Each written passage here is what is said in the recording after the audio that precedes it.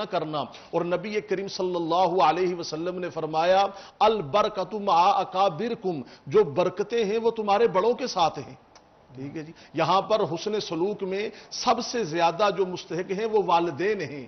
اور میں جتنے بھی ہمارے سننے والے ہیں سٹی 41 نیوز کے، ہمارے دیکھنے والے ہیں، جو اولاد ہے یہ اولاد کے لیے پیغام ہے کہ جب اولاد جوان ہو جائے والدین کی محبتیں جوان ہو جاتی ہیں، جب اولاد جوان ہو جائے والدین کی خواہشیں جوان ہو جاتی ہیں، جب اولاد جوان ہو جائے والدین کے ارمان اور امیدیں جوان ہو جاتی ہیں۔ تو خدا را اپنے والدین کے ارمان پر ان ارمانوں پہ پانی نہیں پھیرنا، اپنے والدین کی امیدوں کو نہیں توڑنا۔